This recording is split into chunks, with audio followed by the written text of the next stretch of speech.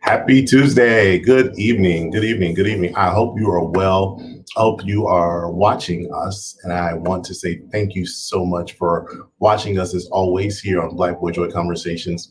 I want to say this in the midst of my entire intro to say on my thank yous to all of you guys that watch, support, rewatch, share, like, comment, subscribe.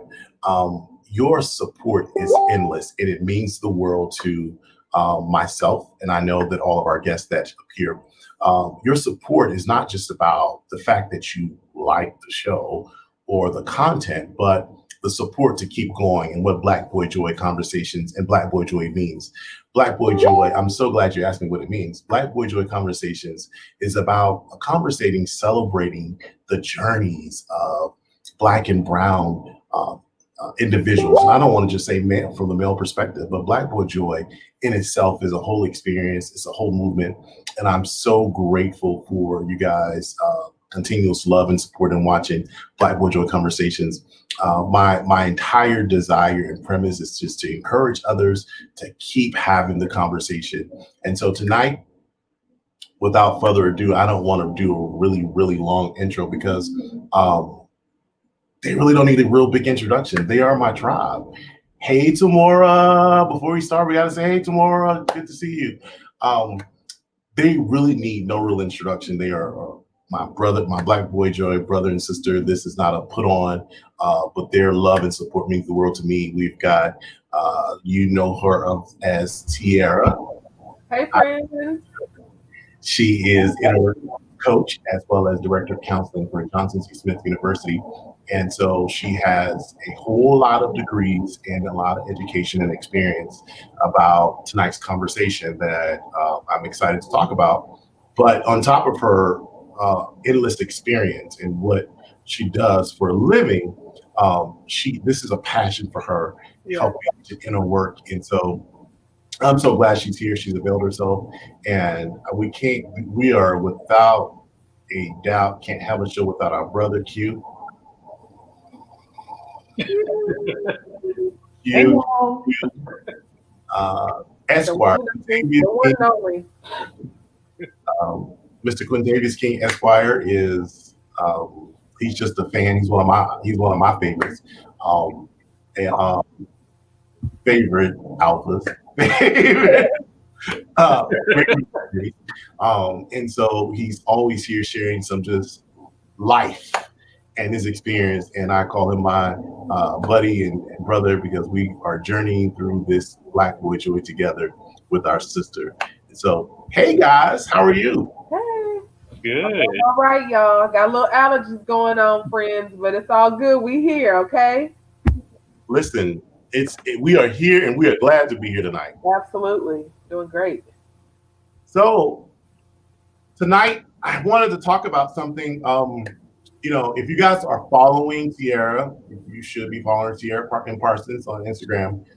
She can probably sometimes give you an indicator about what we're going to talk about. And we're going to talk about one of our good friends and comfort mates is anxiety. Hey, hey, anxiety. Always shows up to the party on time, never late, sometimes early, and just there. Tonight I'm excited to talk about finding joy in anxiety. Wow. How to turn joy into anxiety. Before we start our conversations, I want to say Tamora, oh Lord, peace and blessings. No, this is not the comment. Oh, hey, Sarah. Yes. Love it. Love it. So that is awesome. And then, well, I'm glad we keep y'all laughing. Tomorrow in your office. And then Gary, our other brother. Gary. Hey, Gary. Gary, if you had just checked your messages and again tomorrow. So, but y'all, without further ado, let's introduce Miss Anxiety with her ratchet ghetto self. I do not recommend One star. One star. Would not recommend. Would not recommend. Would not recommend. Matter of fact, I'm writing a letter to the Attorney General complaining Exactly. anxiety. Um, I don't really want to. I mean, I don't know really how to just kick that off, except for she's smooth-footed. I can kick it off. Um, anxieties are with us, and I think about 18 months or so ago, I had the lustrous opportunity to be diagnosed with having general anxiety disorder, as well as a couple other things, but and that's complex PTSD. But general anxiety disorder is depressing in itself, but it's just there's in some people there's a chemical imbalance. It's just our anxieties is our bodies and our minds reacting to sometimes warranted thoughts and perceptions, and sometimes she just fat, ugly, and just showing up. No, but seriously, and it really makes you feel like you can't, like you're losing control. Like your foot is on the gas, on the brake at the same time, and you just like, kind of like jerking a little bit, and you're panicking, you're spinning out of control, things of that nature. Like you mentioned, you shared what you may have, what you were diagnosed with. I was also diagnosed with OCD. So while I know we joke around with it a lot, but for a decade almost, it just held me captive. I don't know if you remember the Lysol commercial where you can see the 3D germs. Like I could literally see those germs. I would go to restaurants with the Food Line bags on my feet. I mean, I couldn't walk on the cracks. I couldn't eat pizza. Whoa. Did you say the bags on your feet? I had to tie the bags on my feet. I took trash bags to a restaurant to put over the chair. Like I could not eat pizza because it looked like burned skin. I couldn't eat cookies because it looked like bugs under a rock, like chocolate chip cookies. It was a thing, So, and I had to go home and wash like with alcohol, and it was just so much. But I am so glad to say that now I'm doing so much better, with that. But it really can impact your life in so many ways. But I'm a testimony to say that it still is possible for you to overcome those things. I'm not saying that I'm not still impacted by certain things and phobias that kind of get me a little off, but I'm using my skills and techniques to be able to overcome those things. I was on medication for a little while, but I'm not now. But, it is possible for you to work through those things. But anxiety really is terrible. Wow. That was a lot. It's a lot, but it's so funny because sometimes we think, for me, I think some of my anxieties or questions is that's extreme. But then when you hear about others' experiences, it just really blows your mind to say, wow, wow. Like seriously, like it was. I couldn't even, like, I would think about things from like the year 2000 that would impact me the same. It's sort of like PTSD when you have those triggering things. And all you can do is just stop because you're paralyzed. Like what's happening? Your heart starts beating, and then here comes the panic attack, and you think that you're gonna die because panic attacks literally feel like you're gonna, have to go to the emergency room. But we're all testaments today that we still work through those things, and it's possible. And I think one of the things that sometimes becomes a little bit more challenging because once I think everybody has anxieties. Yeah. You're gonna have them. Some of us experience them a lot more than others. She's that dominant family member, and some others, and sometimes she's not. But I think where the challenge can be is that one, we're in a culture, in a society that anxieties are bad, and God forbid, you've got that toxic positivity. We talked about that once before. But, God forbid you be in a religious home. You don't believe in God or believe in a higher power because you have anxieties. and it becomes, what do you do with these? And so you don't know how to deal with them healthy, or you, um, because I feel like it's a thin line between love and hate, and anxiety is that very, very, very, very, very thin line. Yeah. So, Q, what is your definition or description or? So last year, I was diagnosed with it officially around May. At the same time, I was also diagnosed with like depression. Before, I didn't really have a name for it. I guess I just knew that I always felt like I had to be doing something, or like I had to be like everything was pressing. Everything was urgent. I found myself, like Tiara said, reliving things from years ago. And literally they would trigger the same, if not more intense emotions. And I was literally living under the stress of those things like over and over again. And so there would literally be, you could say like one word, or you could walk past me a certain way, or I could be in a certain setting, a certain smell reminds me, and it takes me immediately back. And then all of a sudden, I'm flushed, my heart's racing, I'm sweating, and I'm like, what is going on? And I've actually had a couple panic attacks, which I couldn't really explain what it was. I just, and I freaked out really bad because one of the horrible things about anxiety is not knowing what it is or how to identify it, just knowing that something weird is happening to your body. Mhm. You have no control. And I had it, and it was bad. I had it back in college. That was I want to say the first time was back in college. And I actually did have to go to the hospital. I had it in the middle of my work shift. And my boss, I was in my probationary period. You know what I'm saying? And my boss had to take me to the hospital, So probationary period. Who? Okay. Right, 90 days.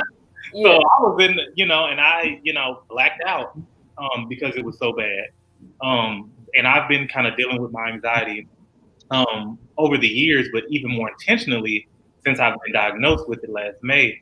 And one of the things that, and I don't know if this is a good segue, but one of the things that's been kind of helping me, because to be honest, because I'm standing in the sun these days and being honest and transparent and authentic, I'm actually sitting in anxiety today, right now. Wow. So one of the things that helps me is to kind of be a little bit more present in the moment, as opposed to urgency of down the line or what happened back then, or be present in the moment and then take inventory of like how I'm feeling. So a little bit before this, I was feeling rushed, and I was feeling anxious because I'm anxious. So we about to talk about me being anxious while I'm anxious.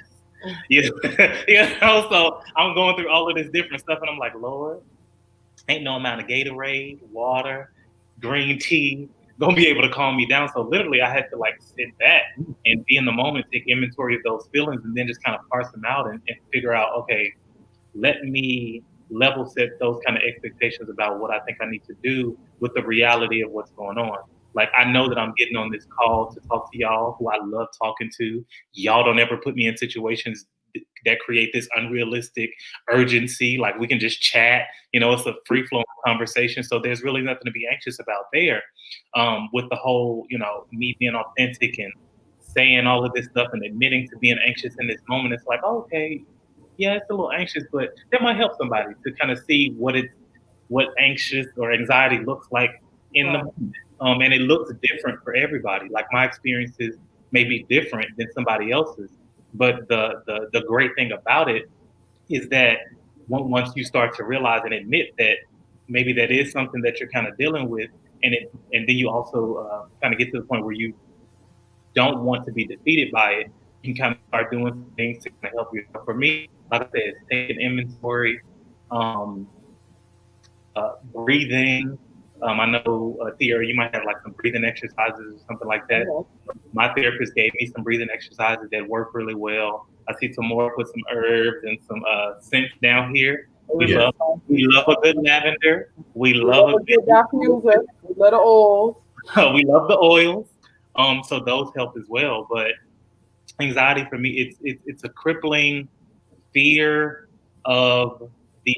If I had to sum it up, it's a crippling fear of the unknown. Because I'm having these feelings and I don't know what's about to happen. I don't know how to process them. So it's a crippling fear of the unknown. If I had to kind of pack it. Yeah. Yeah.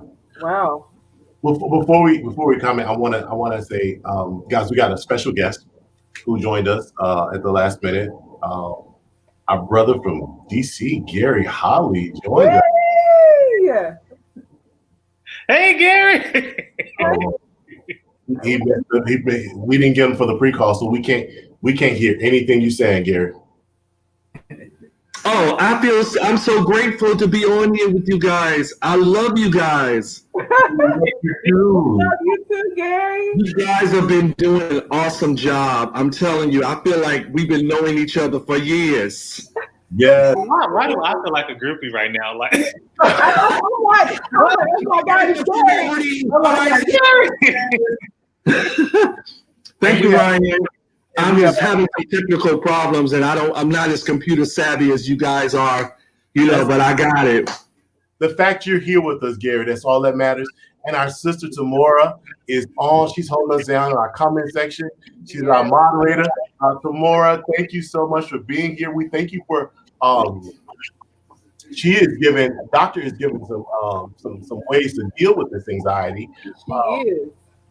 Gary, I'm gonna put you on the spot and say we talk about that cousin, that auntie that shows up. She's fat, she's rude, she's disrespectful. You'd rather have Trump around, named anxiety.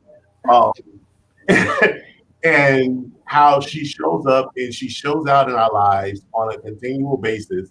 And we're just, we're all talking about our experiences with anxiety, and you're more than welcome to tell us your experience with this family member we're talking about.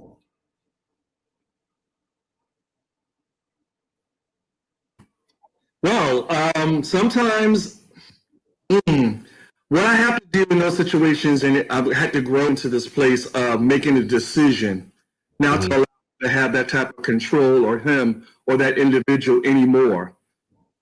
Because sometimes you just like, I know this is what's going to happen. I know this is how this person is. You have to take control back when I'm not going to allow them to put me in this uncomfortable place anymore. You can be you, but guess what? I see you just like you see each other. Okay. And so it's like you just have to get to that place of making the decision that, okay, I'm feeling some kind of way because I'm afraid that what they may say out of their mouths. And a lot of times family can just really show themselves, their backsides. And especially on special occasions, you just don't know. But you have to always be in a place, I believe, to prepare yourself for those situations. So when I go in, I'm not surprised anymore. I won't get anxiety, won't happen anymore. So how do you deal with anxiety how do you prepare for anxiety, or how would you prepare for anxiety, Q? I don't think there is a way that you can prepare for anxiety. I think it just naturally comes. Sometimes it's by surprise, sometimes it's not. And I think for me, when I get to a place when I recognize that I feel weighted, or if I feel like something is coming over me, then I know that something is wrong. So at this point, is it, do I ignore it or do I address it? So how do you feel like you, how do you prepare yourself? So we're talking about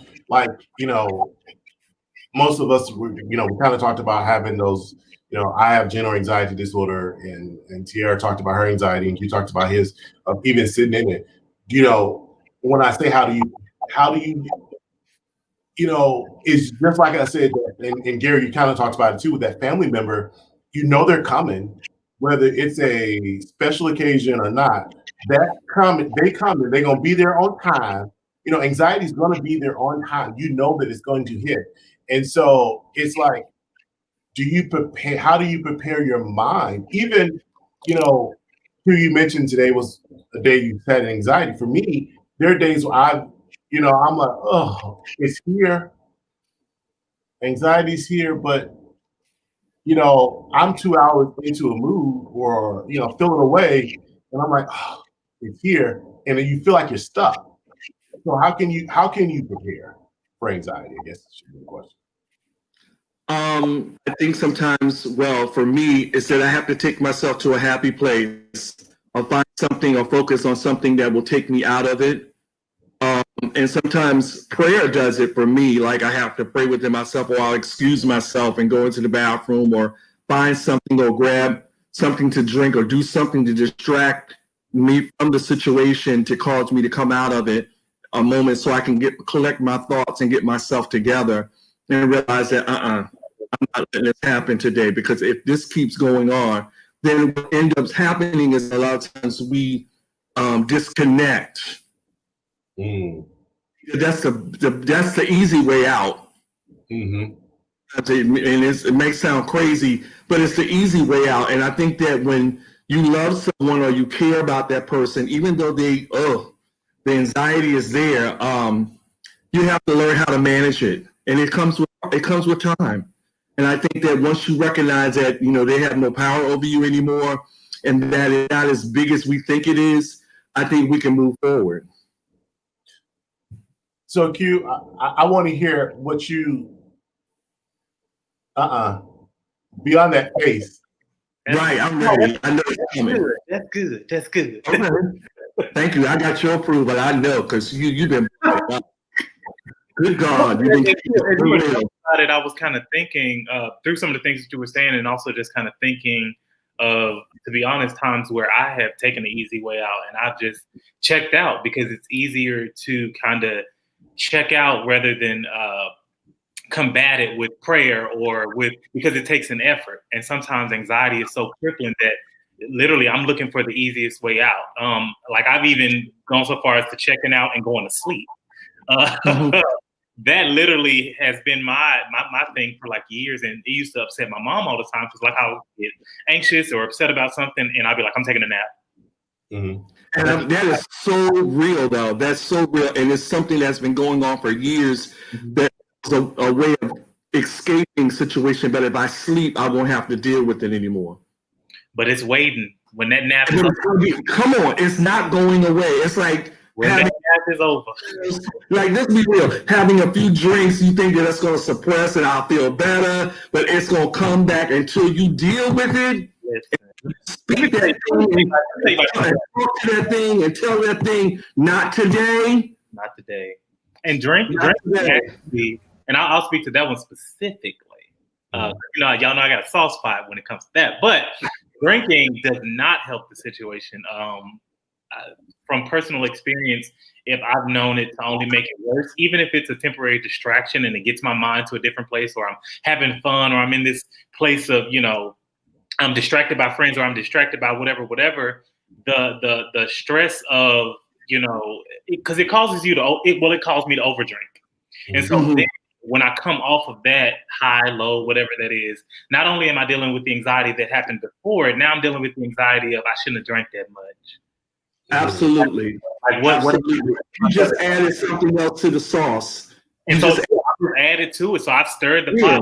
And so now I have an even bigger pile of, to deal with, because I kind of added to it. So I don't do the sleeping thing anymore. And I like that you mentioned the praying, because for me, that helps too. So that moment of kind of, and sometimes you can't completely shut down everything. You kind of have to say it within yourself and just say a couple words. That kind of helps me, because it kind of recenters a little bit. But it also assures me that, and this is why I always stress in going to the higher power, because it assures me that I'm not by myself.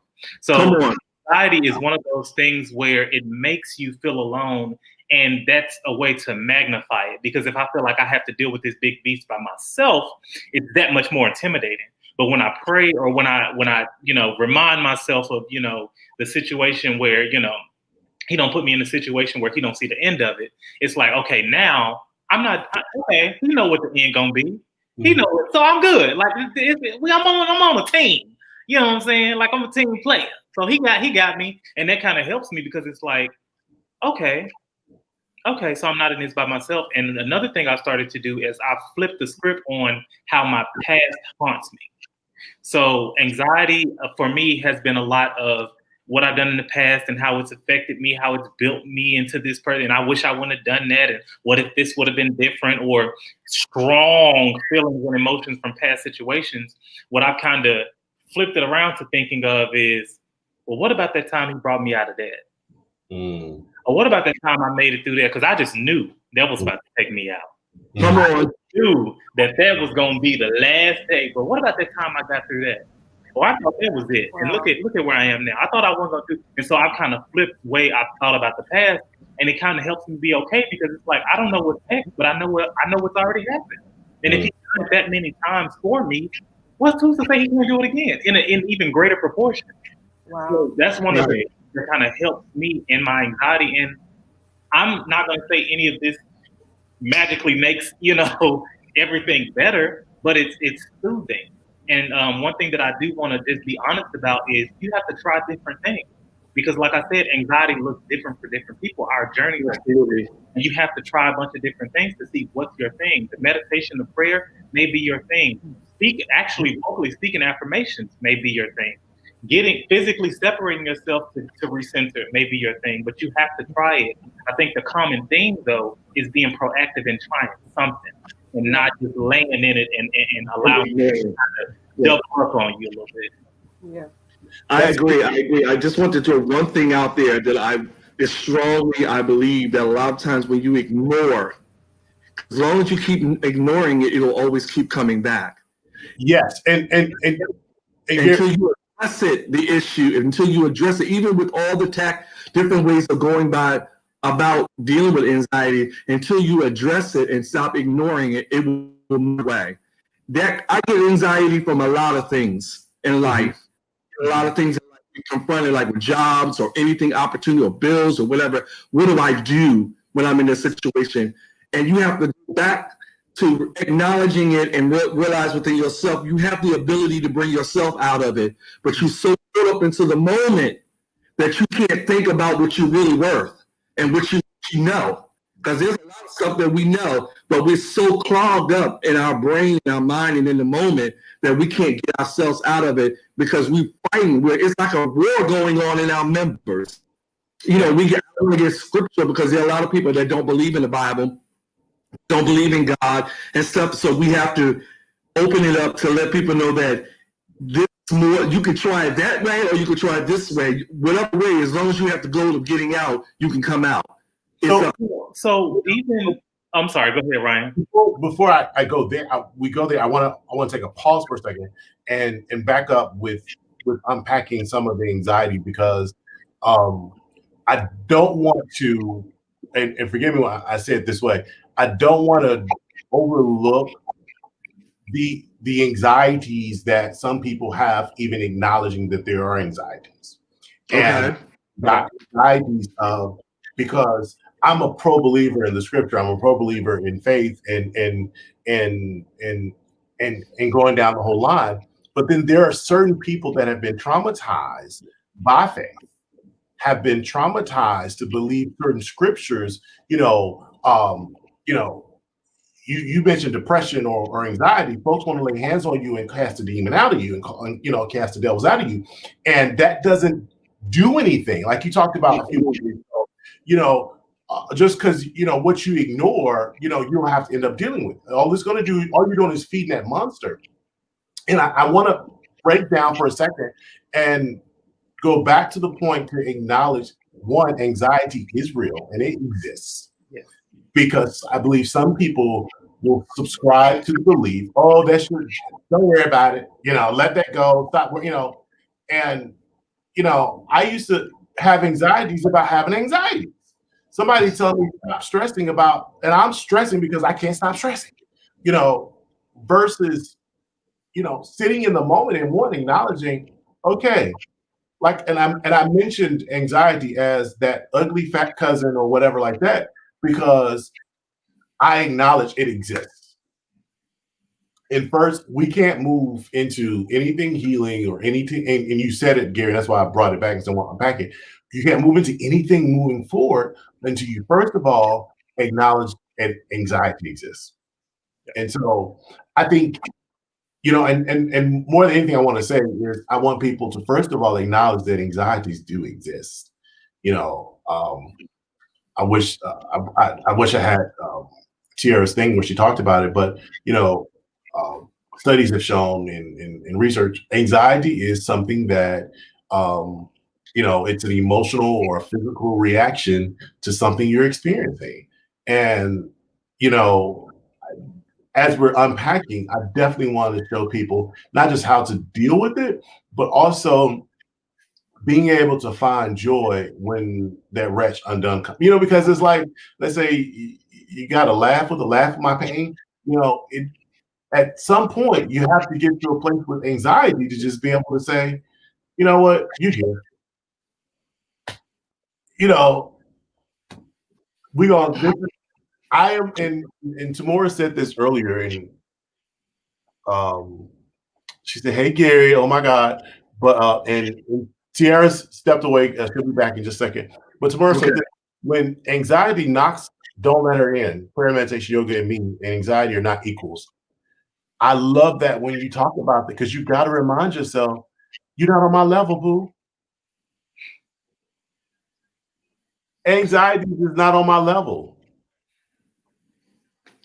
You don't live here. No, you don't. Hey. And that's the bigger thing. I'm reminded of a scripture, but I just think about because you had anxiety this you today. She was with me all day yesterday, and I just was like, ugh. But you know what happens, bro? You have to get to a place of recognize. I'm going to go back to what you said. Some anxieties have to be walked out. It's not an instant overnight thing. Yeah. Let's be real. Yeah. There's some anxieties that has to be walked out. Let's walk it out. Yeah. Okay. And because a lot of times when you were saying about the time people tell you get over it, whatever. No. Because this is something that's been stuck inside of me for a while. This thing has grown. It's become a sore inside of me. It's an infection that needs to be cleared up. And sometimes I need to get some real serious help or somebody to talk about to get my mind back right. Like, because I'm about to explode. Absolutely. And then there's some that comes instant. There's some that comes instant, like, bam, it's gone. Because there's something inside of you have not surfaced to the point where it's planted a foundation yet. So you can get over those. But what about those ones that have built a foundation that's been in spirit for years? Right. You can't shake it like that. Right. You can't shake it out of instant recovery. And I want people to stop thinking that because, we do find things to good at the moment and think it's over. It always has a way of letting them know, I'm still here. I'm still here, so you can smother me whatever you want to smother me with, whether it be shouting, praying, whatever. Until you walk it out and talk about it, it ain't going nowhere. And you got to acknowledge that, buddy. You got to tell that little demon, I'm talking to you because I see you right there. Let's get this. Let's work you out. So, Tiara, as how do you recommend, or how would you acknowledge anxiety? I was struggling with that question because I wanted to ask from your health professional perspective, but also from just being human. How do you acknowledge your anxiety? Yeah, I think it's integrated. I think that, with me, just from my perspective, I don't like to overcomplicate things when it comes to helping people because they may be overwhelmed with the technique or the intervention. And so the cute about caring. I just tell myself I'm present. I'm not sure. Yeah. Your feedback. Okay, hold on one second. Okay. Go ahead. I tell myself to stay present. And let me see if I can try these headphones. Or you want me to keep talking? Just keep talking? Okay. So like today, today is Tuesday. So I'm worried about what's gonna happen Thursday. I don't even have control of what's happening Tuesday at 12 o'clock. I don't need to be worried about next Tuesday at 12 o'clock. What can I do between now and 3 o'clock efficiently? And then if I need more time, let me request more time. If I need support, let me say what I need. If I cannot do something, let me implement a healthy boundary. If I can't say yes to that, and I also can't be responsible to how you feel in response to my no, because I have to prioritize myself. You know, I don't have any nails. All my nails are gone. You have to take inventory of how your house starts to look whenever you're overwhelmed with things. You got piles here and piles there. You're not picking up the phone and answering when people that love you want to reach out to you because you're so crippled with anxiety. And I mentioned a little bit earlier that your body responds to good and bad anxiety the same. And you may put off doing certain things because you're just so like caught up, but you have to be present and ask yourself, what can I do in this time? Like what can I do? And be okay with what you can do right now. Because the rest of it's gonna take care of itself. If you Right. find yourself in a situation to where something didn't get done, let's talk through it. If it's a situation, let's just deal with it. Now, when we start talking about things like trauma, PTSD, and assaults and things of that nature, it is so critical to reach out to someone to walk you through that because you have to go in stages. We learn in therapy that you can't move people too fast. If y'all have heard of meet people where they're at, you have to do that. As a clinician, I can't be like after 3 weeks of it's been 3 weeks. Are you not, I thought you supposed to be that's that person's walk. When we're talking about times before, or if they're in an environment that induces their anxiety that they can't get out, or a job they have to be in to pay their bills, we have to help them learn how to work through and respond to said situation. And I can't do that if I don't have relationship, if I haven't talked to you through things. So it's a process.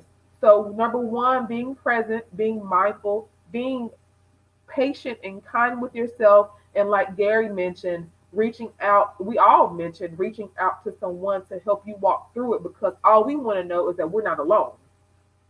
Because if you feel like you're alone and you're anxious, you will end up doing some things and saying some things, or not doing some important things that will make matters a little bit more complicated for you in the end. So if you are out there and you are dealing with anxiety, then it's okay to call some of these resources that we will have for you later on in the show to say, hey, it's good. We're gonna work it out. Because I don't want you pushing the gas and pushing the brake at the same time, and now you got yourself in a situation. You know, that was my long way around it, but I took a little break, so I had to kind of get it all out. Okay. No, no, that was really good. I think it was a lot and it was powerful. And I want to just back up just this minute. Um, and you talked about there's what happens when you have anxieties and you got traumas or you've got assault or some other things that happen. I want to go just a tad bit back and one let acknowledge that there is a difference between anxieties and traumas, and while they may be interconnected at times, you Right. know, right. And I say that to say because people will they will let their anxieties will talk them out of getting the help that they need because they don't want to feel like a burden, or they feel like you know my issues aren't that big as somebody else's. You need to be dealing with the real sick people. And I say all to say that don't minimize your anxieties. Yeah. Yeah. Don't, one, acknowledge that they're there, but also don't minimize them and make it seem this is a huge, fat, ugly woman. A huge, fat, ugly relative, however you want to put it. And you can't let them sit on you, but they do exist. Yeah. Yeah. They do exist. How and I want to get to the question I want to ask, but I do want to say this. what I'm learning is how to respond, because traumas are going to happen, life is going to happen, and it's how we respond is what I'm learning is key. I subscribe to that thought. You may Yeah. not, but I've subscribed to the thought how I respond. So my question to you, Q, is how do you respond when not trauma, anxiety shows up? Ooh, I'm sorry, you just talking. Go back. I'm sorry. Okay. Can you hear me? Yeah, I can hear you. Yes. Okay, Yeah. Yes. Yes. Sorry. I thought I heard a little feedback. Okay, I do. Okay, I do. There's a little feedback. Do I need to Let try me- my let me- headphones or something? Let me mute Try my everybody headphones else, and or then you something? can talk. Go ahead. Okay, what about now? Okay. How do I respond? I'm gonna go ahead and be honest with y'all. It depends on the day. How I responded today, I will say today it was a bit of a delayed response because I didn't know what was going on. I didn't feel like I had done anything. I thought I got enough rest, and I woke up trying to figure out like, why I was in this anxious place. So it took a minute for me to unpack what was going on to see how I would even respond. And I'm glad that you took it a step back to level set and kind of acknowledge what that kind of anxiety is and kind of what it looks like, and give some validity to it for people who may be questioning. Because it is a lot of asking questions like, I mean, am I just stressed? You know, is this a date that, like, you know, back in the past, like it's just a bunch of questions like that you have, and you sometimes you don't know how to respond until you can identify exactly what type of anxiety it is or what the stresses are that led to the anxiety. Tierra's going on over here. I'm afraid there'll be a little feedback, but there is a difference when you're fixated on something. That induces that anxiety. The things around you in your environment is what stresses you out. Mhm. Your body is responding to that, to that Yep. pressure, to that thing that's agitating you. Whenever Yep. you cannot rest your mind on something, even when you are sleeping, then that is a sign that, hey, I may need to talk through these things. Because if I talk to somebody through these things, even if I'm concerned about it, I know that it's going to be okay because I've thought through it. I've got my options. I'm not alone. So there's no reason for me to think that the world is falling down around me because I've talked it out. Yeah. Imagine if you Yeah. never talk to someone about it and it builds and builds and builds, then trauma, then anxiety, then stress, then everything. That's a recipe And the thing for is, Yes, it is. and I don't know if anybody Yes, it is. kind of like this, but I have always been like really strong-minded, really I can do this by myself type of, Superman type of person. And I'm that. And I wouldn't really say anything. Like I wouldn't, reach out to my mom or anything like that because, I had it. I was the man of the house. So, I could handle it. And what Tierra was talking about, reaching out and talking to somebody, like in this space, I'll just talk about this present space to give a real life example. This has been going on for a couple of days. I called my mama, and a couple of years ago, I'd have been like, that's not the move. Like, I need to figure it out. Like, I don't need to be bothering her, burdening her with it. No, I called my mom, and we talked about it. We talked through it, and what helped the most is just kind of putting it out there, getting some feedback, bouncing ideas off of what it could possibly be. The whole mother's touch of, I've been there, done that. It's not that bad. X, Y, and Z, whatever. And it helped me a lot. And then also a thing that I've been asking myself is I've been trying to set realistic expectations. So in the things that I've been stressing about for the last couple of days. It's like, okay, now I can't sleep, but it's time to go to sleep. But this thing I'm stressing about won't let me sleep. Can I truly do anything about it right now? Like it's 11 p.m. The thing I'm stressing about can't be handled realistically until tomorrow morning. Can I do anything about it now? And when I realized that There's literally nothing I could do about this situation right Nothing. now. It was like, I'm about to go to bed. Right. Like, there's nothing I can do about it. And I'll say, you know, sometimes it takes myself, you know, a couple minutes, like, there's nothing I can do. I need to name. And it's like, yeah, so sometimes it's an outward conversation for me personally, and then sometimes it's an inward conversation. Like, what can you realistically do, and set realistic expectations? Another thing that I wanted to bring up, and I'll let y'all, you know, take the ball and, you know, sprint off with it, is for me, self-inflicted anxiety. That happens to me a lot because I've taken on, I think I talked about this before, I've taken on other people's expectations, other people's urgencies, other people's whatever that they put on me, who they think that I am, what they think that I can handle, what they think that I can bear, because there's only one person who knows what I can bear, but we ain't gonna talk about that. So it's like all of that, and now I'm anxious, and I didn't even, like, for what? You know, and so that's another thing that I struggle with. But to your question of like, what do I do? There's a myriad of things depending on the day and depending on the situation. Some anxieties of mine are small, I'll say, and then some of them are huge, where I literally have to, you know, sit back and assess, okay, this is, you know, how do we parse this out? But one of the things that I'll say is pretty common across the board for me is, okay, Tia, I see you. One of the things that's pretty common across the board is kind of, first, to be completely honest, acknowledging it. First, I acknowledge it, and I say, whether it's small, whether it's big, I acknowledge it, and I call it exactly what it is. Okay, that's anxiety. That's what that is. Because I can't figure out how to move forward if I don't call a thing what it is. If I just, you know, wake up in this place of this anxious place, and I'm just like, I'll ignore it.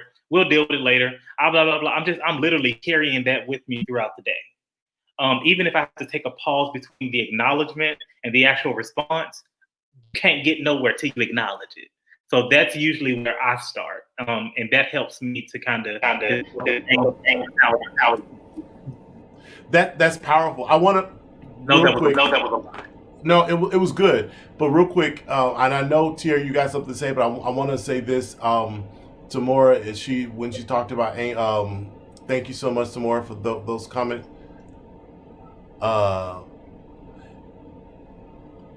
There's a mantra that you recommended. I will not be defeated. I can overcome anxiety. Period. She mentioned saging your home. It puts you in a peaceful state. And then she has another comment. Dear God, I come before you to lay my panic and anxiety at your feet. While I'm crushed in my fears and worries, remind me of your power and your grace. Fill me with your peace and trust. Alone, put it in your mirror. That's such a powerful prayer, and I'm gonna come back to that, and I'm gonna come back to it for a reason. Being gentle. So as we're talking, I'm writing down notes, and Zamora talked about people coming into her office, and you know, you have to calm their spirit out. You have to deal with their anxiety. You know, what I've taken down so far is that we've acknowledged, and we are assessing. You know, and we talked about talking it out, and so responding. But before we go on to that responding piece, I want to go back to where she said, you know, dear God, Tamora was talking about the prayer, and you said it's so profoundly cute that sometimes you have to ask yourself, this is beyond my control, and I have to tell myself that sometimes, like, bro, you know, and I have to. That's something I have to constantly tell myself, Ryan, you can only control what you can control. That's beyond your control. And sometimes, you know, and I think and for me, you gotta unmute yourself.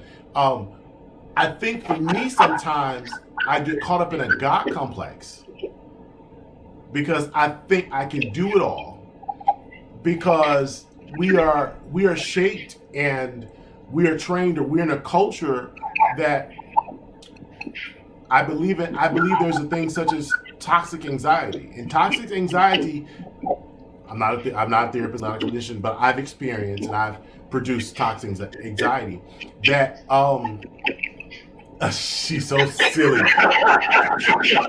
Toxic anxiety is where you keep pushing, it's like that whole keep pushing yourself, keep fighting, just keep doing it, keep doing it. Sometimes you need a break. Sometimes you do need a little nap. Sometimes you do, you talk about being present. Sometimes you do got to be present to say I can only do between 3 and 5. But our culture has taught us that we can overcome anxiety, but we're taught in a toxic way. Like, it ain't that bad. And I think that, I know for me, toxic anxiety doesn't help me. So I'm learning now to recognize when I'm even being a producer of toxic anxiety, be like, well, that ain't even right. But especially when somebody else comes into my space with toxic anxiety, I cannot, you're not helping this anxiety right now. I might as well grab a Xanax because what you're saying is not helping. It's a trigger. Okay. Yeah, you are further triggering, or you are triggering this anxiety, and it's not healthy.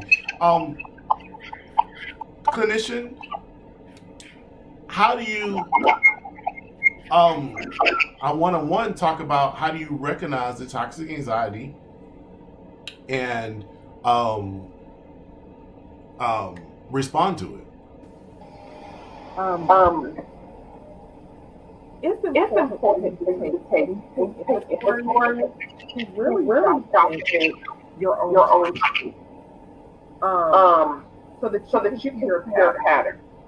And you know that the situation. Do y'all hear? Okay.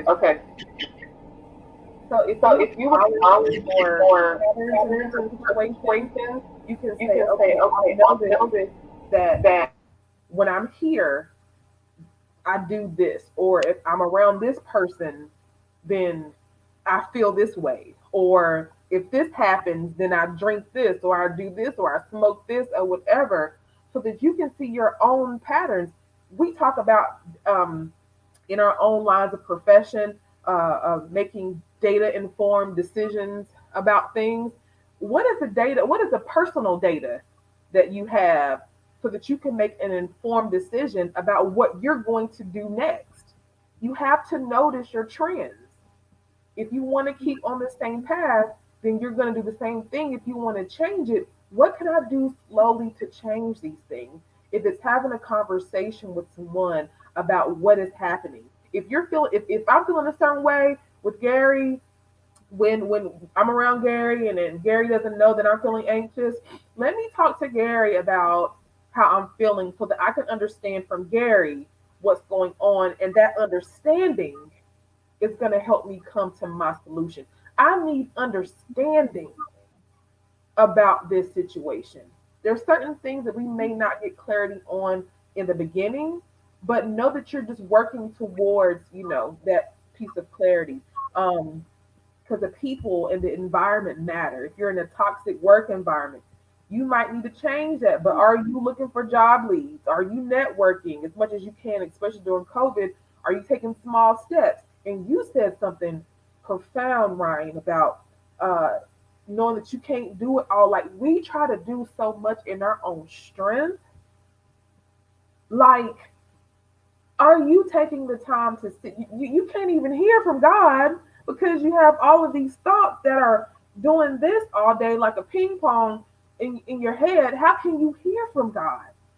The teas and the herbs and things like that our sister Tamora mentioned, taking that time to sit and meditate so you can hear from God to know how to respond, or to even trust that He is going to do it. So in summary, respond to your own trends. When you do that, talk to someone to get clarity to settle your thoughts. And then whatever else you do, know that God will for you. And I'm gonna just pause there. Because y'all done got me worked up. That's so good. That's so good. And that's so good and powerful. I want to throw out there, how do you talk to yourself? How do you what? How do you talk to yourself also matters, because I got a problem.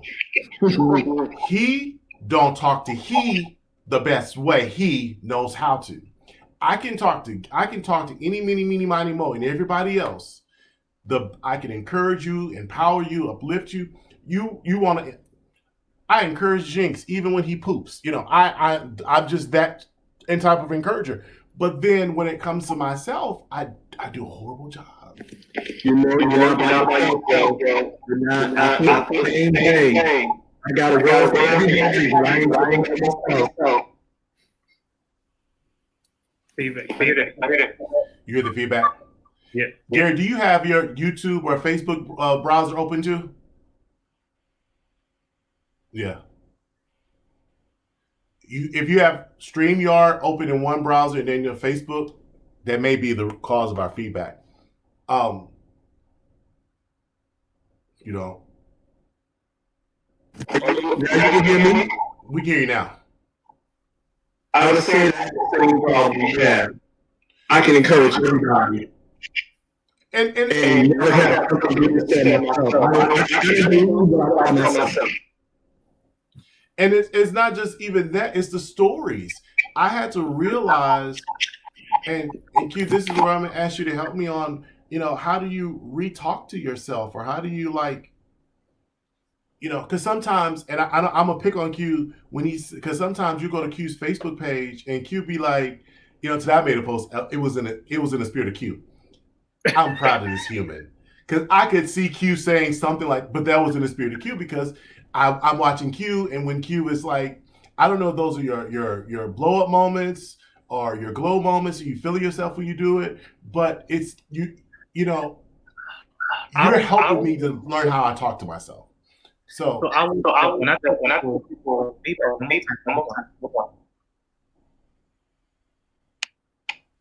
okay, hello. Yeah, there you go. Okay, I still hear feedback. A little bit. Oh my goodness. Okay. I'm gonna try something. You keep talking, I'm gonna mute everybody else. Okay. So yeah, now check 1 2 1 2. Okay. So basically the conversation that I've had with myself, it's changed pretty much. I tell people all the time, like, sometimes when I post things and people say, oh, that helped me, or oh, whatever, like, to be honest with y'all, and not to sound narcissistic, sometimes I post stuff for me. I know that sometimes I like to scroll through social media every now and again when I'm not taking a break. So while I'm on it, I go to my page. You know, sometimes, and I also believe in not deleting things, because one thing that helps me also is kind of seeing my growth. And it's my hope that somebody else will see it. And I joke with people all the time, like, y'all seeing me grow just like I'm seeing me grow, because I don't delete anything. Like, if you saw me acting ratchet back in 2013, it's still there. It's still there. But the conversation that I have with myself is a lot more kind. It's a lot more gentle, because I used to be that, you know, like, what you doing? Like, what you mean you can't go on? What you mean you can't deal with this, and you can't X, Y, and Z, you can't figure this out? Like, that's not you. That's not you. Like, that's the biggest thing that I used to tell myself. That's not me. Or that when I first sat down with my therapist and admitted to having the depression, because I basically ain't had nowhere else to turn, I told her, this ain't supposed to happen to me. When she told me depression, anxiety, I said, this ain't supposed to happen to me. Not me. Not I. And she said, are you like a robot or something? And I was like, no, but that's not me. This isn't supposed to happen to me. I help other people. I talk to other people. I'm not supposed to be going through this and struggling with, you know, thoughts of depression and all this other stuff. And the conversation with myself has changed in a way where it says, you know what? If that's what you're feeling, okay, let's deal with it. Let's deal with it.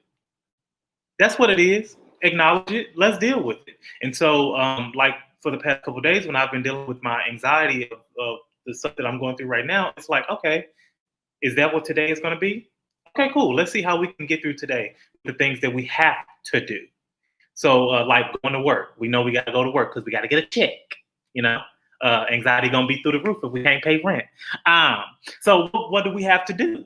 You know, and so just having that conversation with, okay, let's give ourselves a little bit more frequent break today. How about that? Like how about we do like an hour and then a break? Or how about we maybe do some healthy distractions while we're working? Let's see if we'll change the scent in our diffuser. Let's see, we'll play a different Pandora station today. You know, yesterday we were feeling Kirk Franklin. Today we're feeling very City Girls or K Michelle, you know, and just being very, you know, kind with myself. And I actually put it on my mirror. It's one of the things I have to remind myself every day. Be kind to yourself. And I tell people that all the time, like some of the things that we deal with, we feel like we shouldn't be dealing with, or they're so big, or we don't want to burden, or whatever the case may be. Be kind to yourself. Before you can go and seek for somebody else to be kind to you, be kind to you. Because even if somebody else is kind to you, it's not going to be the kind that you are to you. You go home with you every day. You sleep with you every day. In your head, your thoughts, all of those things that you feed yourself 24 hours a day, make sure that you're feeding yourself some of the good stuff. So when everybody else out here who's seeking to tear you down gives you all of that, you got something to combat it with. Don't join their team, join your own. So my conversations have really changed with myself. And even when I find myself, and I'm not going to sit here in front like I'm always unicorns and rainbows. No, sometimes I do hit myself with the, what are you doing? Like, what are you struggling with? What you crying for? What you this and what you that? And it's like, no, hold on, pimp. You're a human. You're allowed to feel like anybody else is allowed to feel. You're allowed to have these things and to process these things because you're going to get over it. And you've seen your progress thus far. Who are you not to deserve these things? So my conversation with myself is all kindness.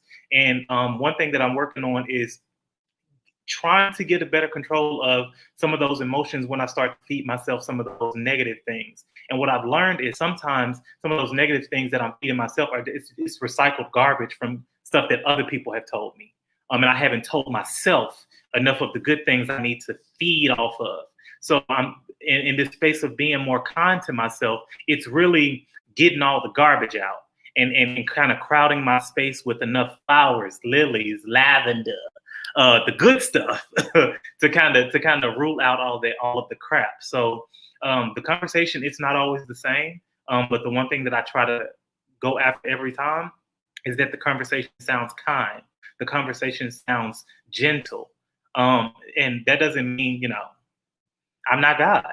So sometimes, you know, it'd be like, you know, B word, we can cry. You know what I'm saying? We can cry. If you thought, you know what I'm saying, we can do that. We're allowed to, you know, because that's just how I talk to myself. But it's a real place for me and it's personal. But yeah, I would advise if you have not intentionally been telling us, even if you don't struggle with anxiety or depression, if you have not been intentionally telling yourself kind things and being kind to yourself and having those conversations without expecting it from other people, start that.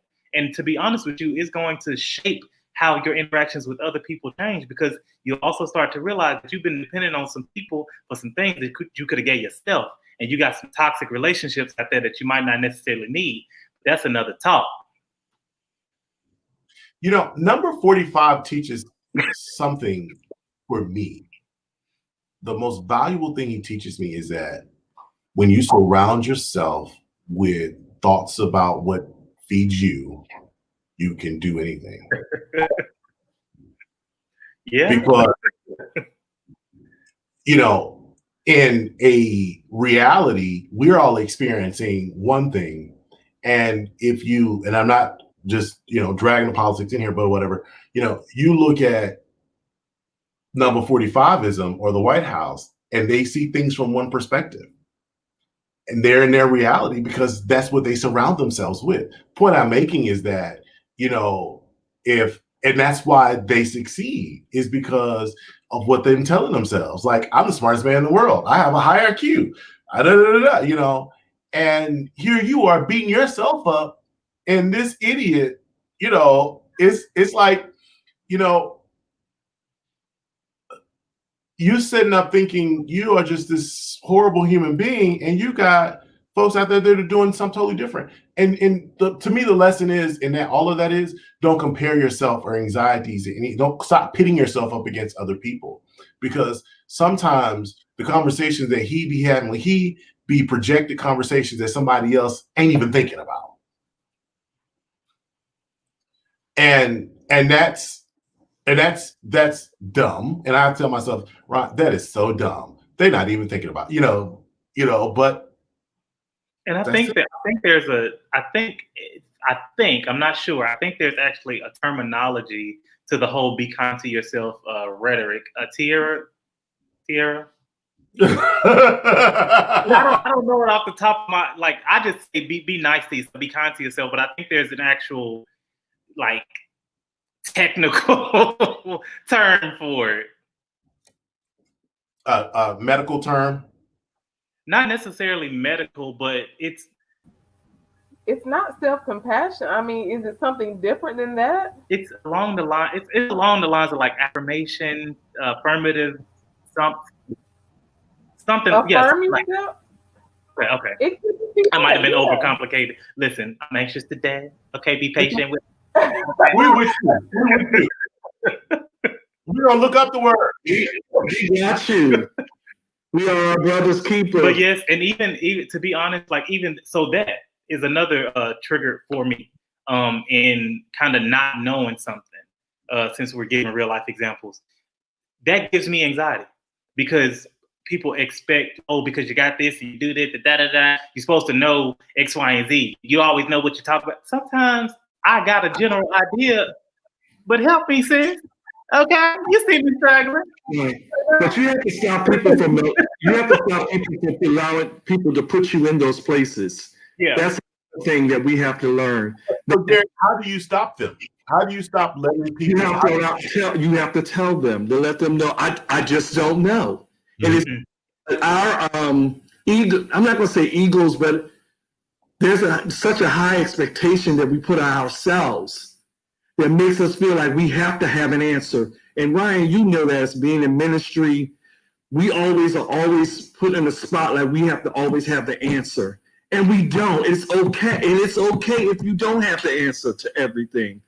And yes, you are smart, and yes, you are intelligent, but that's something that you just don't know. And you have to let people know that don't do that to me, because what you're doing is that you embarrass. I'm embarrassed. You're putting on a spirit of embarrassment for me, which I don't want to own, because I never told nobody I knew it all. Mm-hmm, but you know what? And when I used to be like my last response. Like, I would try to come up with, because I'd be like, well, I understand it conceptually, so let me answer from that perspective. When I tell you now, that whole be kind, be gentle, and also I want to add to that being authentic and being compassionate with others and with myself. Being authentic and honest. When I tell you I'm addicted to it now, I will look you dead in your eyes and tell you, oh, I don't know. And it's not going to take anything away from you. It's not going to take those degrees that you've worked hard for. It's not going to take your status where you work hard to become.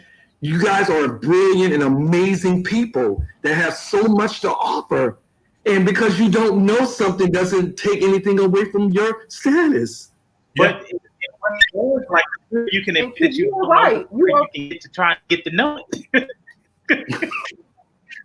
But you were right. Right. Affirm yourself.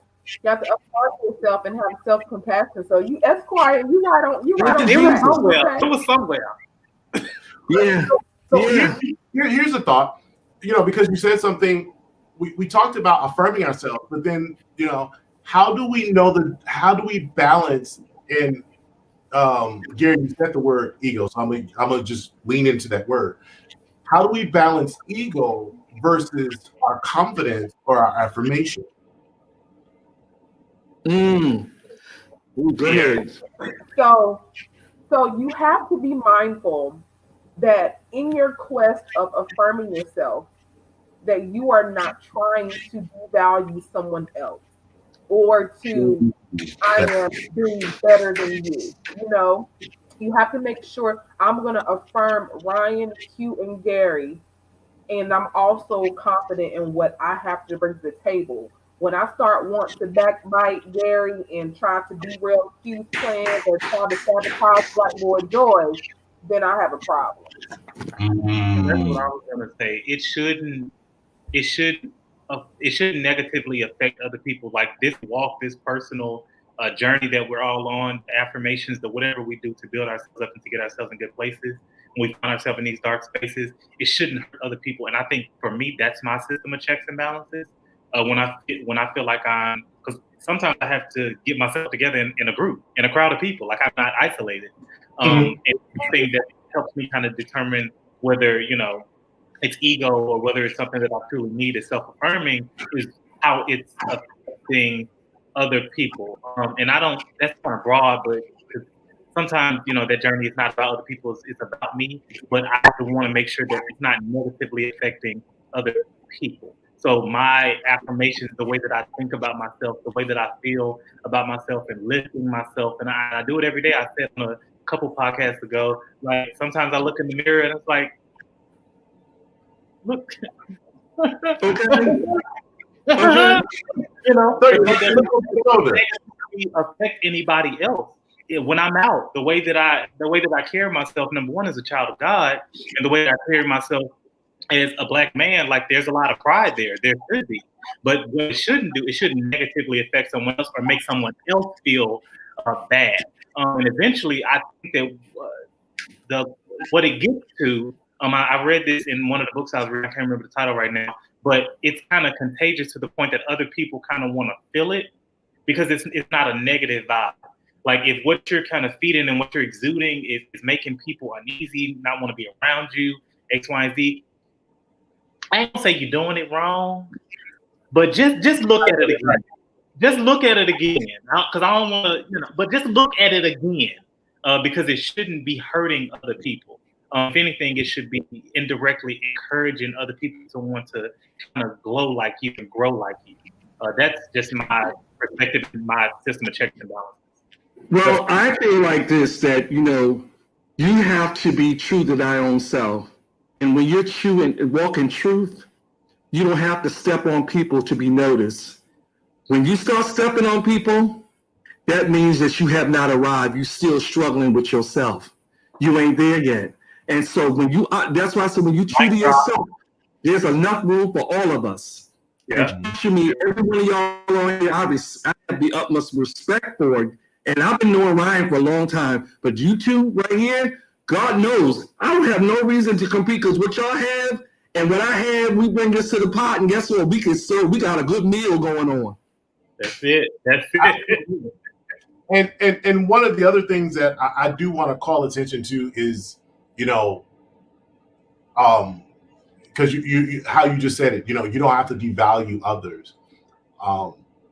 Affirmations and being healthy and being healing value others, because there's a way, because I always thought, I'm a recovering people pleaser. So I always thought you got to please people.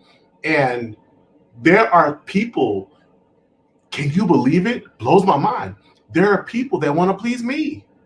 I'm not born into the earth just to please others. Sounds crazy.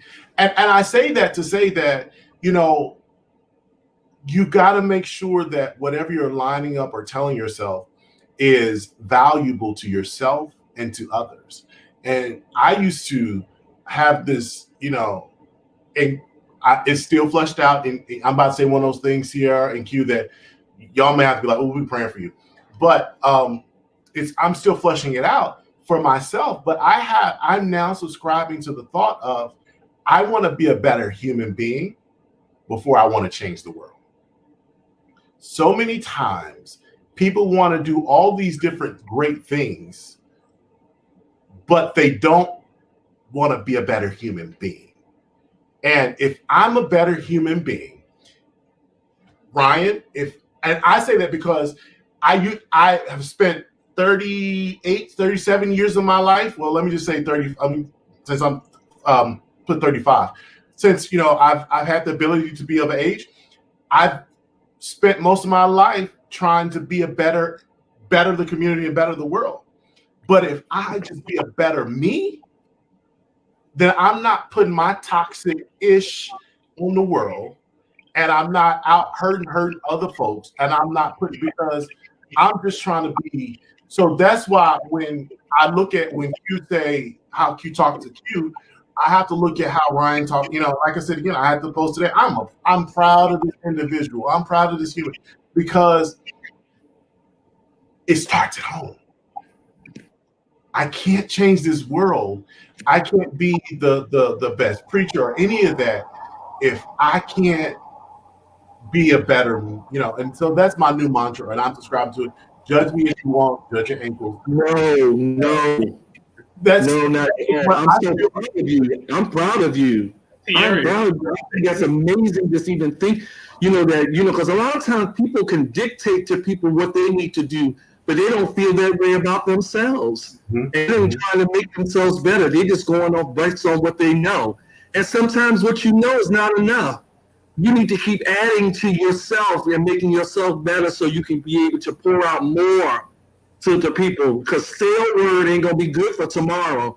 Today's word, like they used to say in church, today's stuff is for today. Tomorrow's a whole nother story. And if I'm not taking this opportunity to learn more about myself or to be better myself, to be able to be a blessing to somebody else, because I'm much older than all of y'all. Well, if y'all don't want to believe that, if y'all not, but well, God bless you. But at the end of the day, and I'm coming from a generation of, from my generation, and y'all different, separate, and it's so good that we all dialoguing together so everybody can get it from every angle. I'm saying to you that it's time out going on what you know. It's at this point, you have to keep building. You have to keep preparing. And as long as you keep doing that and making yourself feel good about yourself, you need to have more to share with others. Go ahead, sis. I see it. Listen. Black Boy Joy. Ryan, you hit it. You hit the nail on the head. Notice yes, you did. He did not say, I'm trying to be a perfect person. He said, I am trying to be a better person. Yeah. Okay? That does not mean that he's going to always get it right. That does not mean that he is not going to delay his dreams and say, until I get it absolutely right, Black Boy Joy is not going to have episode 12. That's it. He's saying that he is learning on his journey. And that is clear evidence that you're being kind to yourself. That's clear evidence of growth. We got to witness that tonight in this moment. You sharing that. And that is to be applauded.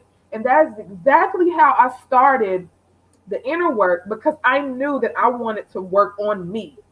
I can't be spazzing out and doing X, Y, and Z and not getting my impulses together. If I'm trying to empower someone else to change the world, I have to start at home. So I just want to say that I am very proud of you for sharing that with us and for growing, because that's huge. Yeah. And to add to that is that because he started Black Boy Joy, it's a process for him. He's here as we go along, but God gave him the vision to be able to put this platform out for us. And while he's helping us, he's getting help himself. And that's powerful, because nobody wants to, people want to start stuff when everything is perfect. No, let's go through the process together so we can be transparent, and then nobody don't feel like somebody's trying to get one up on them like, oh, I'm above all of it. No, you're not. This was out of your hurt that built this whole podcast. It was out of your disappointments that built this whole podcast. It was even your breakups. Even through all of it, even through your church hurts, everything is for this time. This is your time in the kingdom. Even if you never preach another day or prophesy and never change again, this is what is saying concerning your life. And this is ministry right here. And that to me is the biggest thing that, 18 months ago when I had the desire, I just was like, the idea and so forth. And as we're growing, as we're continuing to do the thing, part of it is it's healing for me. Some of these conversations, because we'll have those text messages drop, and we'll be like, and y'all like, the memes, when we have these conversations about some of these topics. But just last night was in the air. Just was in the airport. And I was. I started a list of shame. What am I ashamed of? And I texted them that they were like, "Ooh, okay, I see you." You know, but it was not about it. It was for me to be able to acknowledge some secret stuff, some stuff about And you said something earlier about Gary. You can't talk about what you don't know. If you don't know yourself, you can't talk.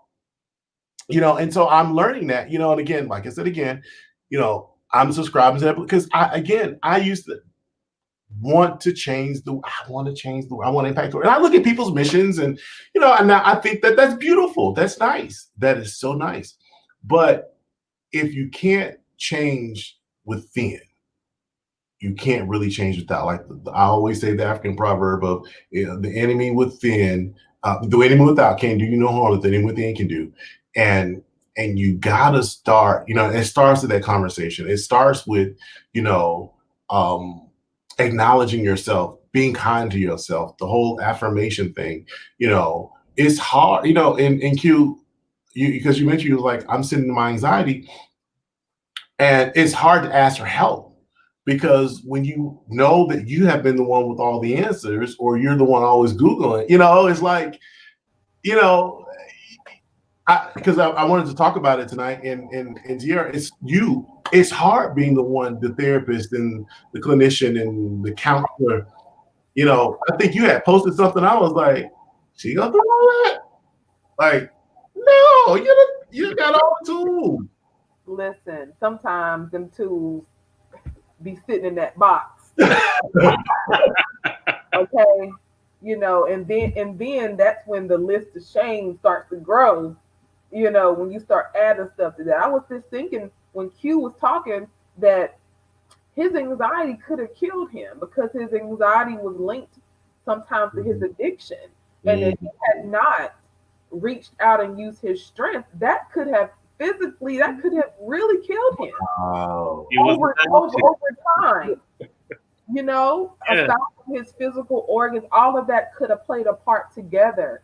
But he was able to use his strength. He is also tonight we are all examples, but we are all living testaments of the importance of reaching out.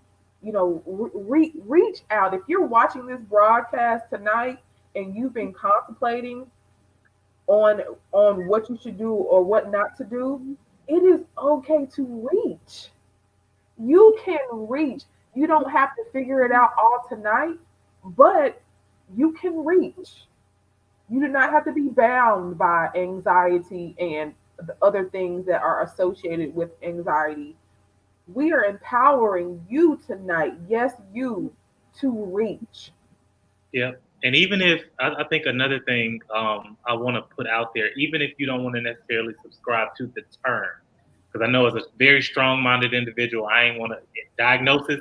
No, thank you. I don't want none of that. I'm just stressed out. Even if you don't want to diagnose to a term of anxiety or stress or whatever the case may be, just talk to somebody about what's going on. If it's something that's recurring or something that seems misplaced or seems to be throwing you off and preventing you from being as productive and functional as you can be, just talk to somebody. It doesn't, you don't have to label it right away. Talk through it.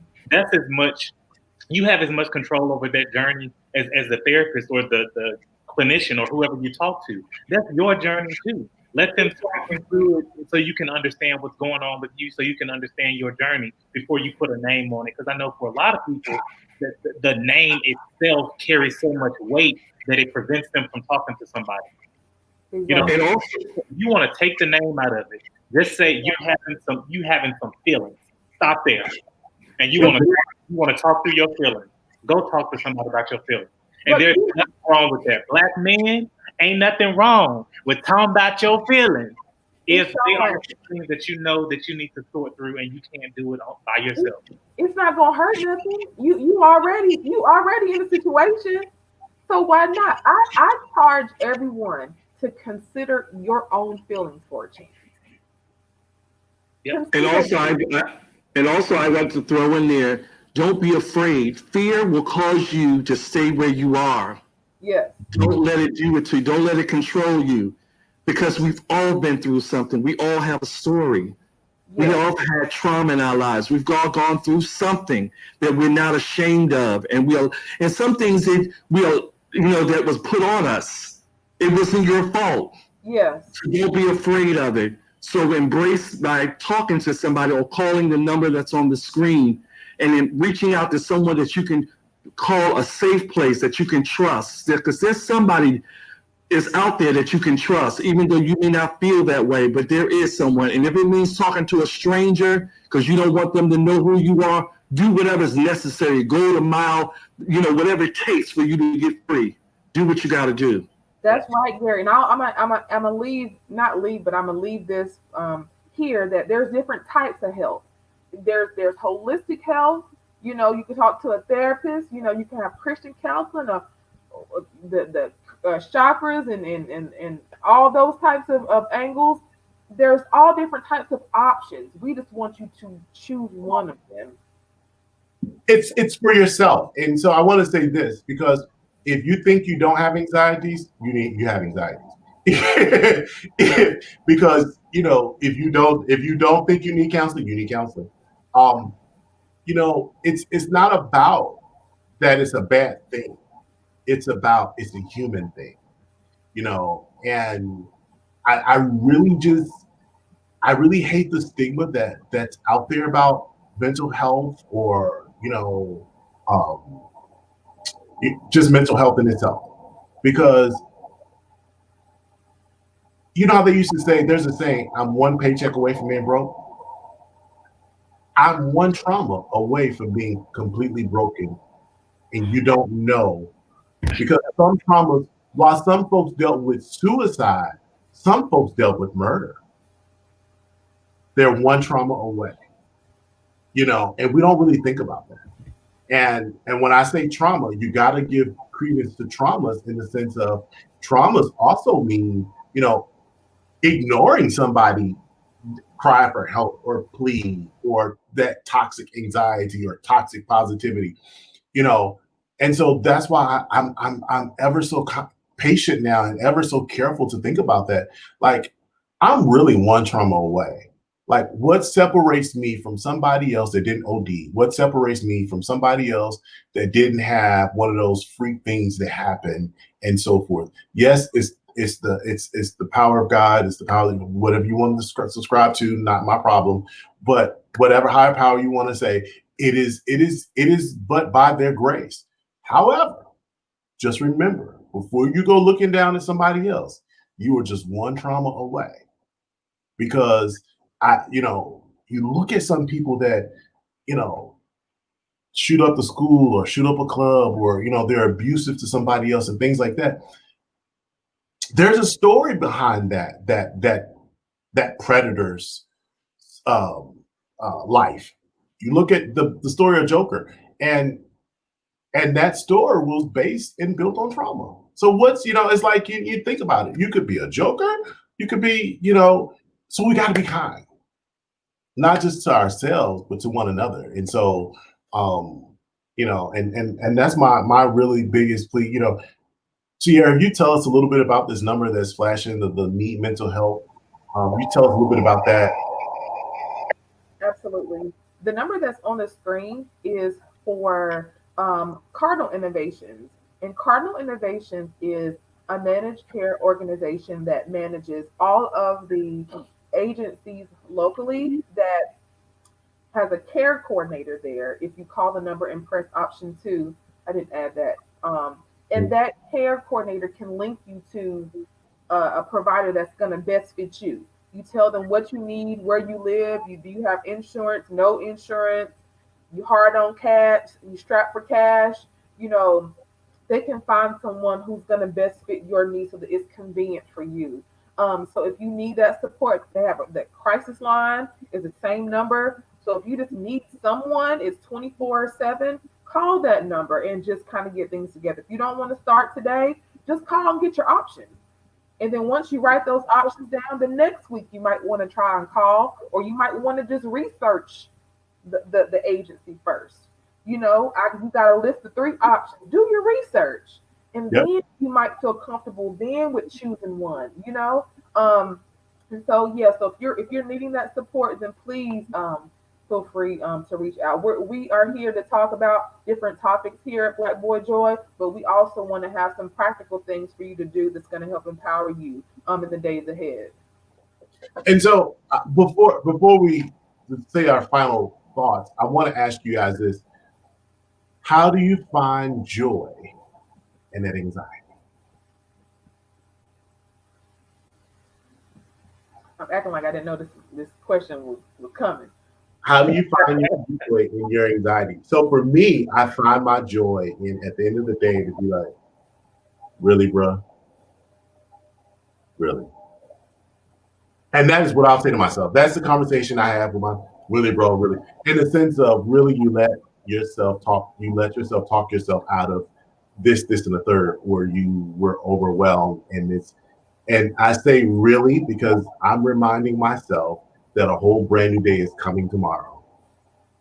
And that I'll have some more grace or whatever I need to go through the next day. That's how I find my joy. I'm gonna get mine out before Evangelist Q comes in. Um, Not even. Gary, you go after me, Gary. We're gonna leave Q at the end. Um, brother, I'm glad. Amen. Brother, I'm glad you asked that question. And ironically, the scripture today that I posted on my page, it says, "When anxiety was great within me, your consolation brought me joy," referencing God. And so it's just knowing that at the end of the day, I know He's going to work it out. I may not know the details, but I know that He's going to work it out, period. Like, that's it. Mm-hmm. I'm going to do my part, but I'm also going to express gratitude and just be joyful that I'm here another day, to walk this thing out. So my joy is in God, and Him helping me with His guidance. Wow. I concur on both of y'all, Ryan. That's my way of dealing with anxiety, going to what makes me happy, and God does that for me. He's like my source. He's my strength. He causes me to come out of the way of thinking at the moment. And I just begin to pray, because there's sometimes when I get to a place where, like, okay, God, I question, I'm like, what do I do, Lord? It causes me to think of things that are lovely, things that are pure at this moment, because I need that. Because if I don't get that, I'm not going to be able to get away from this. So it's talking back to myself, having conversation, bringing God in the equation that makes things, and making my surroundings is important also, that causes me a conducive surroundings, everyone that's around me, or people that are around me, or it's a space of I'm home now, I'm working from home. I've made my home to a place where it's conducive to bring me out of, because there's not any other spirits in here but the spirit that I've created in here. So I make it work on me now. Like, look at what, reflect and go from there. Awesome. That's good. That's good. Yeah. What about you, Q? Sierra done gave me anxiety now.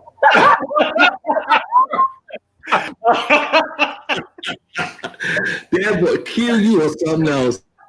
I wanna kind of take it from two different perspectives, because I don't want to be insensitive to people who may not, necessarily subscribe to my faith.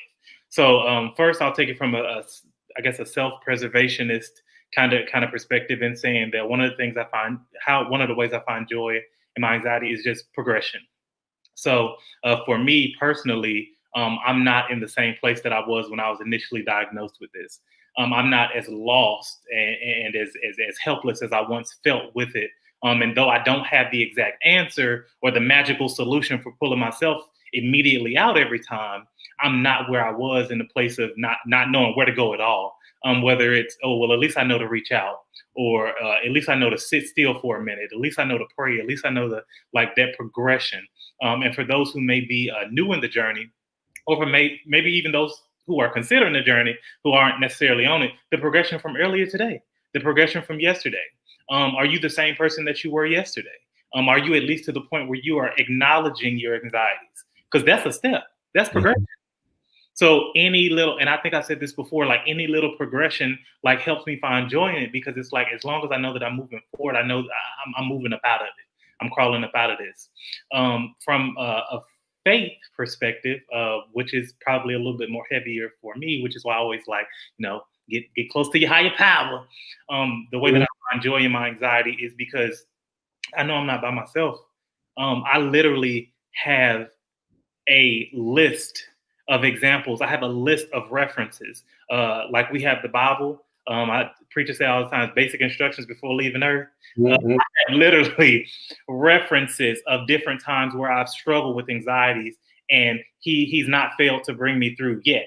So there's nothing that indicates in my past that he's not going to bring me out of this, And for me, because I'm such a daredevil, I'm kind of, because my anxieties, they get greater as time goes along. So I get excited. If he did this back in the past and this anxiety seems a little bigger than that, let me sit back and grab some popcorn and see how you bring me out of this one. So that's one of the, and knowing that he is my very joy and my very strength. In situations where I feel like I don't have it, or I haven't preserved enough of it for myself. That centering that I try to do most of the time, that's just trying to get back in touch with my joy and my strength, getting back in touch with him, having that conversation with him, and him giving me that reassurance that I ain't never left you. You may have walked off from me, but I'm always at the same pace, and you never out of my sight, ever. There have been different times where I've run off, I've run to the left, I run to the right. You see parents on the beach with their kids and they running all off, and they then ran towards the sharks and the jellyfish and everything. And the parents just come back and okay, that's me. I'm running towards the jellyfish. Okay. And the Lord just come back. And I'm like, who, me? Okay, I get it. So, and that's where I find my joy. He's never left me. And he never will. Every time that I think that I'm doing something on my own, he always shows me that he got my back. So that's the crazy thing is, even though I get distracted, my joy never leaves. Finding my joy is literally about rediscovering my joy, because it's always there. It's always inside of me. I just got to tap back into it every now and again. So praying, getting back in, sometimes it's getting into my word and, reading some stuff that I need to, I need to hear a little word from the Lord, because, physically I can't get to the place where I can go in the closet or, do whatever I need to do to get that silence to hear him. But I need something to kind of feed me. That's what helps me. So from the self-preservationist perspective, I look at the progress. I'm not the person I was yesterday. I'm not the person I was last month or last year. From my faith perspective, my joy is always there. It's just about tapping back into it. And those are probably the two biggest things for me that I would put out there. That's good. That's so good. So before we go, I want to ask this, how can we stay in touch with you guys? But Q, I'm going to throw a wrench out there at you, and your anxieties can catch it. So I'm good with it. Mr. Blake in Wisconsin, not your thoughts, but what can we do from around the world? We can, besides be better human beings, but what can we do around the world to support and lend in this injustice and this craziness that's going on?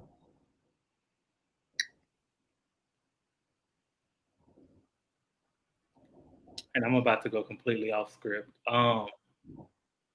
Take care of yourself.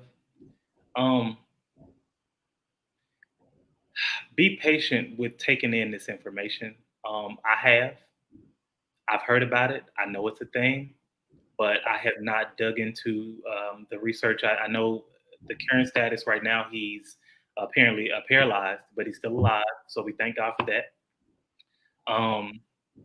There's a video. I didn't watch it. I'm not going to watch it. That's a part of my self-care, and I'm tired of having to watch us be exterminated on film. So I'm not going to watch it. But what I would say to other people, these instances that are happening, they are quite numerous. Some of the ones that make the news are the ones that are now being videoed and captured on film, and we're being forced to kind of see these images and digest these things. So the one thing that I'm gonna say right now, instead of throwing a bunch of resources at y'all, is to take care of yourself, be educated, know that it happened, and know that we are fighting for the overall goal, the overall aim of justice in all things, because this is happening recorded and unrecorded. Keep fighting for justice, but while you're doing that, take care of yourself, because I hate to say it, but I can't say that that's the last video that's going to come across our screen.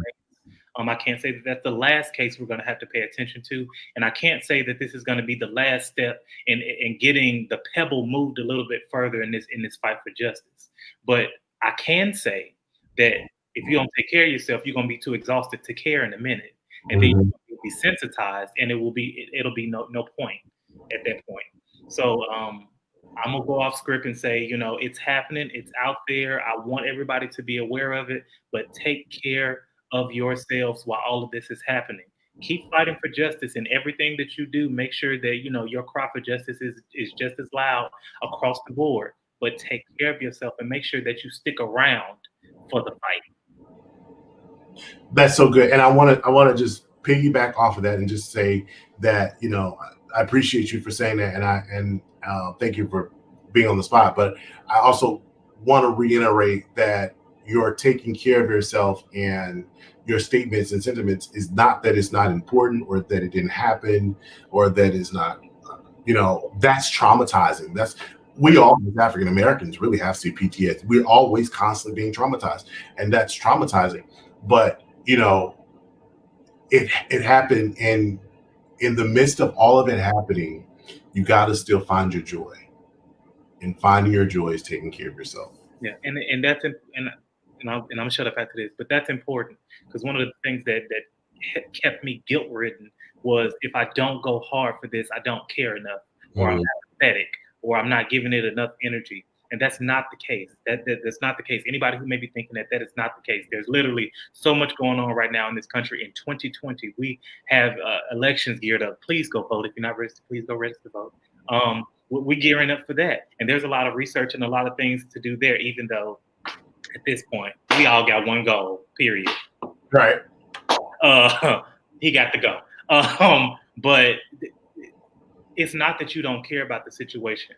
But if you don't care for you, like, who will? Because all of us, we traumatized by these things that we're seeing. And some people are becoming to, desensitized to these situations. And that doesn't help the fight either.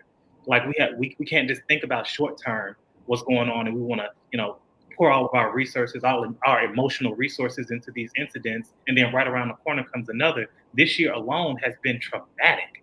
This year has been reckless, negligent. Like, this year has torn apart. And it's like, it's not even the end. And I'm anxious, and it gives me anxiety just to even think about this instance, and to think about what other hurdles we'll have to climb over before we get to November, And November is just a small milestone, because there's a Black man thinking about justice and thinking about instances that we just saw on film. That's not going to end in November. I mean, I hate to say it, but it's not.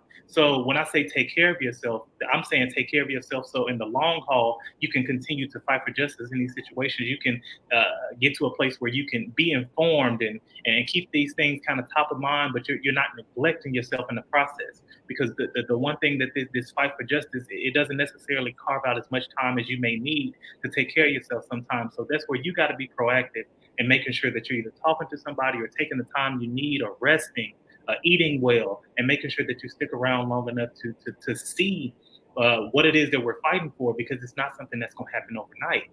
So you got to take care of yourself so that you can be more useful in the long run, because it's a marathon.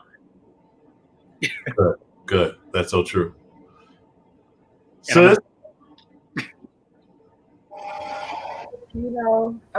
for my closing remarks, I want to charge each and every one of us to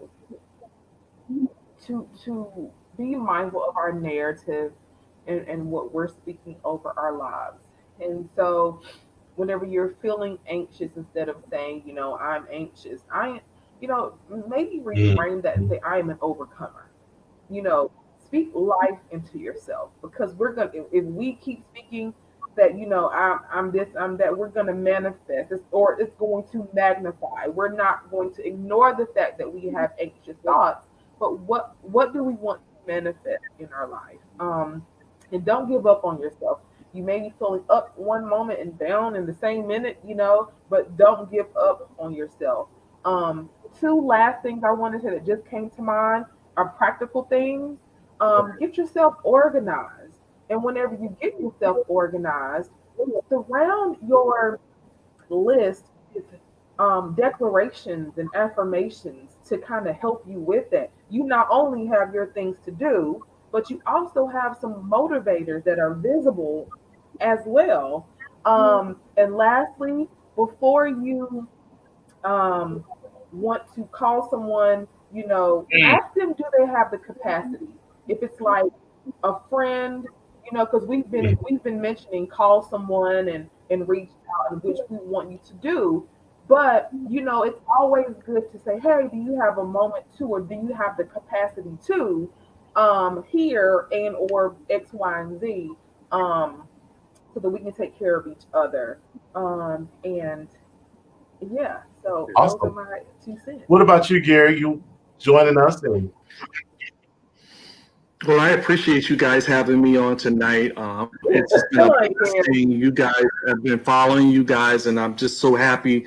But the only thing that I would say is that, again, I'm going to piggyback on just loving yourself and examining yourself, making sure that you don't allow yourself to get fested or infected by what's going on, because there's so much poison out here that's causing people to get to a place where they start not to care anymore. And that's the trick of the enemy.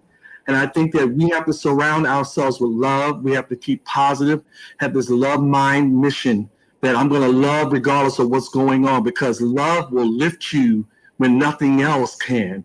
It will get you through the time, and surrounding yourself with people that are thinking like-minded as yourself to get you through this hard time with the election, with the Black Matters Lives, all the shooting, everything. It's just crazy. But I think that if you stay focused, and the only way you can stay focused is that you got to constantly empty out stuff. You cannot carry all the stuff that you deal with on an everyday basis. You have to learn how to release it. And sometimes releasing it is in finding your happy place, or finding a place in prayer, or something that you believe in, to be able to recharge so you can be ready for the next, fight that's going to come, because this is going to be continually going on. I believe that we're in a time of unveiling and revealing. And you have to be ready for this, because there's a lot of things being unveiled that we've been, people that don't know about it do know about it, and the truth is coming out.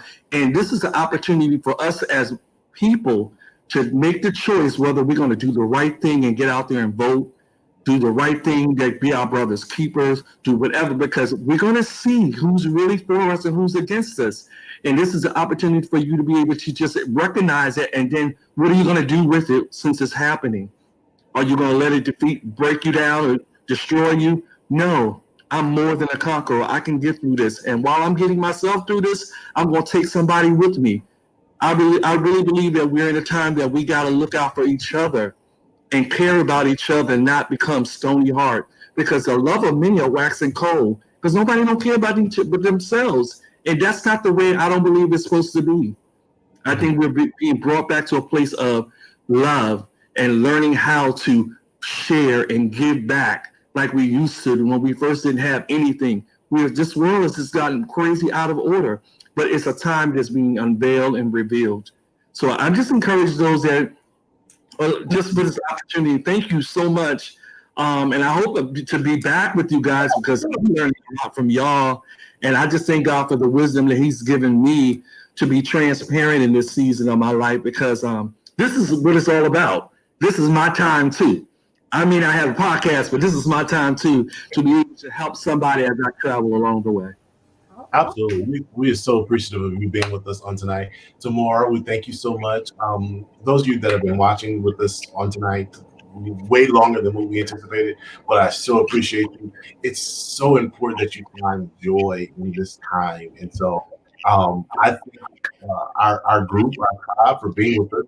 I want to just before we go and make my last comment, I want to share this with you guys. Um, we're talking about all this therapy and things like that. Listen, our our uh, our lovely, wonderful Sierra is a inner work coach, and she has inner work available. So listen, you have no excuse in the month of September if not just September, just period, to get the inner work you need done. $20. $20. And so please connect with her. If you ain't got the tool, just connect with her and let her know you want to get connected and get some help eventually, because it's important. It is so important. Black Boy Joy Conversations is all about celebrating the joy that's within inside, celebrating the narratives in our stories.